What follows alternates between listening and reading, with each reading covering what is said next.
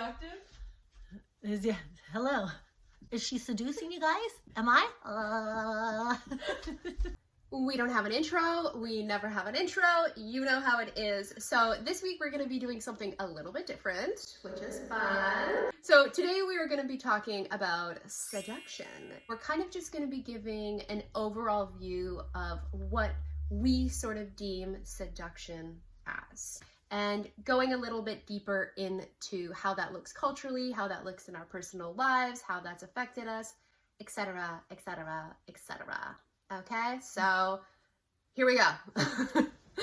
When I personally think of seduction, I think of being enticed, being charmed or charming somebody. Yeah. I think of being captivated and pulled in by somebody, or pulling somebody in. What about you? When you think of seduction, like what are some keywords that come to mind for you? Definition of it, it's the same thing as you. My experience is like, can feel like I put a wall up to be seduced. I like to be the seducer because of what happened when I was younger. Being mistreated. Yeah, and men, like growing up, that for me, like somebody could try to come and seduce me, but then I'm like, I don't think so. I'm going to seduce you first before you hurt me. I feel like for me, I've been really wanting us to do this topic because a lot of stuff for the past couple of years have been coming up of like, what is seduction to me actually, without it even just being like a sexual thing. Do you feel like as you've gotten older and more experienced throughout life, do you think that your view of what you define seduction as has changed? Yes, 100%. It was just a game. Yeah. A little game to play. Did you perceive it as that at the time, or you just didn't even think about it? I didn't even think about it. Yeah. It was just kind of like within the realm of where I worked in a nightclub. Same, and all of that. It's just like the whole environment is very seductive. It is. But that's how that like when you're in that age group from like, let's say 18 to about 28, and especially if that's like the industry. Yeah, if you're in an industry. Yeah. It's like, it's an everyday thing. It's actually just kind of comes naturally. Okay, so when we're referring to industry, I think that we're referring to like nightclubs, bars, restaurants, because you and I grew up in that kind of atmosphere. There's always kind of the nature versus nurture debate, and you can have that in any topic when you're talking about like human psychology, all right? And it kind of is like the chicken or the egg. It can be, it's fun to like dissect it, but at the same time, I don't think you ever really can get a super concise answer. But I do think that some people are just inherently more extroverted, inherently more flirtatious, and inherently like to be in a seductive kind of realm more than other people. I think that industry, it really attracts the kind of people like you and I, right? And then the beautiful thing about that is then that you work with tons of people who are like that. And then it breeds this like incredible environment that's like super intoxicating and real. And I know you feel me on this. It's so difficult to get out of it. I know a lot of people always say like, oh, it's hard to get out of the bar industry because like you make fast and easy, quick cash.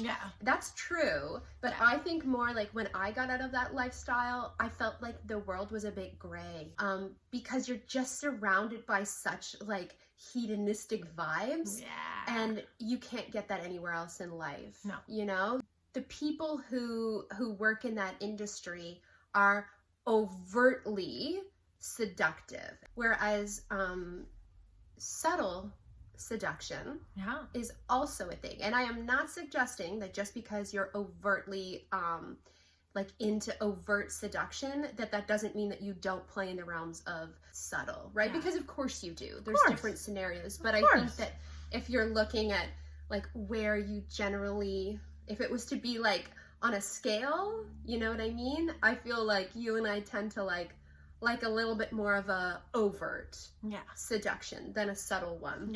There is no way that we can be online and talk about seduction without bringing up this man. Robert Greene. Literally, if you go onto YouTube and you search up seduction, it's like you scroll. I was confused. Were you confused? I was confused with this man. Number one, his voice was very like, meh. I didn't feel seduced by him. A man that sells the #1 seduction book in the world. ever. I was like, wow, I can't wait to hear him talk. And I was like, oh. But I was expecting at least something from his personality and his voice and his energy. And it's just very fucking bleh. Like, who is he seducing? Who is he seducing? Who? I don't know. I read the book. Not for this show, okay? I read it previously. I'm a voracious reader. I literally have like 3 or 4 books on the go at all times. She loves to read. I love to read. I also read his other book, The 48 Laws of Power. It was a grind to get through, okay? Because people were like, this is the greatest book ever written. And I'm like, fuck, I gotta read this shit. Yeah. That book did nothing for me. The Art of Seduction did even less. I love philosophy, and the god that I pray to is Carl Jung. We love Carl. Yeah. One of my favorite things about Carl Jung is the way that he kind of uses archetypes to help us human beings better understand our subconscious realm, our egos, and all of this. So I love playing in the field of archetypes. I know you do too. Yes. Like big time, right? Yeah. So essentially, if you haven't read it, The Art of Seduction goes through everything that you would expect it kind of to go through when it comes to like human to human behavior, the do's and the don'ts, what's appealing generally and what's not appealing generally, like really kind of like generalizes a lot of that stuff. But the majority of the book goes into his 9 archetypes. Okay. And they are kind of gendered archetypes as well, which I found sort of confusing. The thing about the archetypes is, okay, let's say that you're not somebody who, you didn't grow up in an environment like us. You weren't drawn to the environments that we were drawn to. And so I'm trying to like play devil's advocate here, okay? Yeah.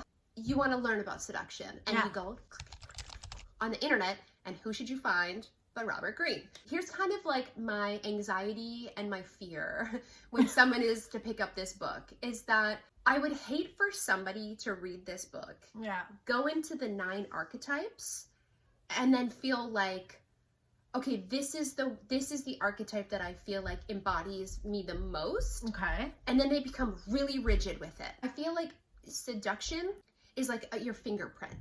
It's your own unique way of interacting, again, in a romantic, sexual, sensual way, with other people or the outside realm, right? Or yourself. And I just feel like when you put anything into this like box, which I've complained about the BDSM community before, right? I feel like when you put things into boxes, you no longer have freedom for exploration. Yeah. He has like the siren, the dandy. I'm not going to go through all 9, okay? No. The internet is yours. Go for it. Go look it. And definitely when I was reading it, I was like, oh, wow, okay.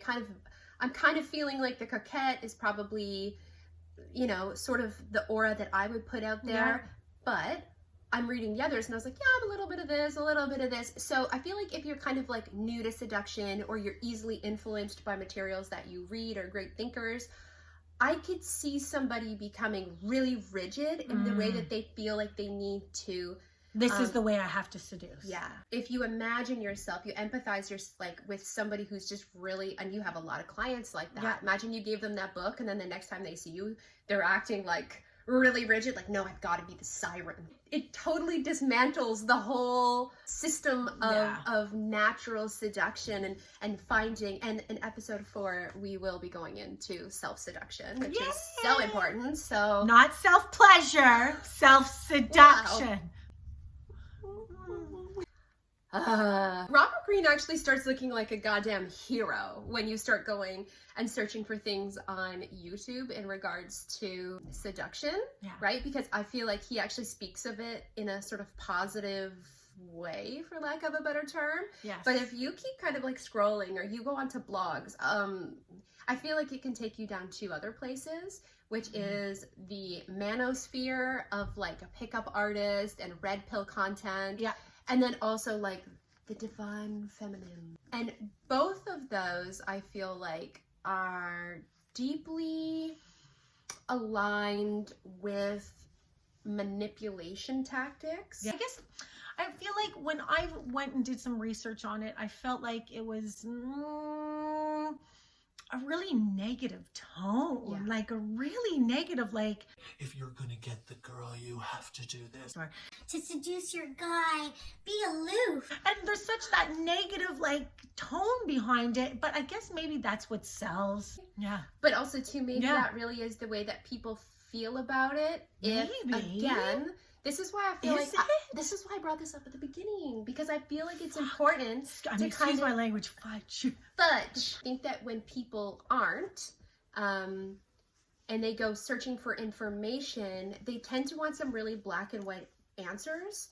And I don't think that seduction is at all black and white. No, it is not even It is in close. opposition to it. It's an Don't you art form. think? Seduction is an Yeah. art form. It It really is. It is an is. art It form. is. I think that, yeah, you're right. It's easier to go on and search something that's like, Here are 5 ways to seduce every woman you meet. Yeah. it's like, not gonna work. I know it's really hard to believe, but we're all different.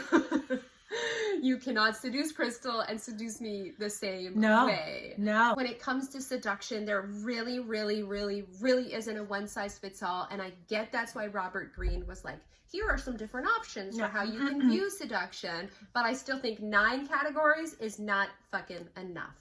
One of the things that is interesting about a man writing a book about generic seduction, right? He's not trying to be pickup artisty. He's just like, generic, this is the art of seduction. Yeah.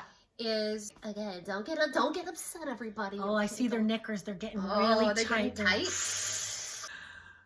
I really, really think, going back to like talking about subtle and overt seduction, I think that, again, interesting that a male should write a book about the seduction, because I don't think that he's taking into experience, because he can't, so bless him, but he can't, of what it's like to be a woman who really loves to be overtly seductive. Yeah.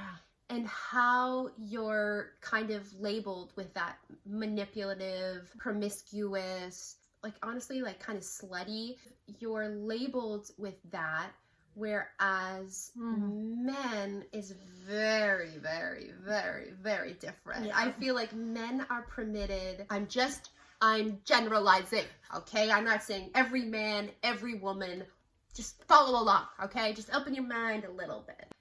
When you look at horror, for example, let's say you have like 5 or 6 characters in the film. Yeah. Tell me who's the first to die. Yeah. Tell me who's the It's first the hot to be blonde punished. with the big bushki. I just don't feel like we can honestly have a conversation about this without kind of bringing that up, that it those women culturally and in like historically through like media are always punished. And even if it's not in a film, even if it's not fiction, like, oh my God, go back to like Brangelina days, Angelina Jolie, who just oozes overt seduction, and Jennifer Aniston, who has that like more, again, the virginal final girl, but she's still her own seducer. She in so her. is, clearly. Yes. Right? Yes. But it's so funny how culturally everybody just like lambasted Angelina Jolie. Yeah. And he's like, and basically it's like, oh, poor Brad, he got seduced by this seducer.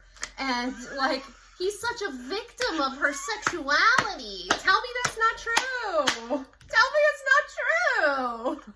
It is very interesting when you historically look at seduction through that lens, subtle versus overt. And I feel like classically it's been okay for men to be overt. And it is extremely good for men to be overt seducers if that's what they resonate with, right? 100%. But it hasn't classically been okay for women to be overt in their seduction without, it doesn't mean that they aren't, right? But without being labeled like unclassy, homewrecker, like manipulative.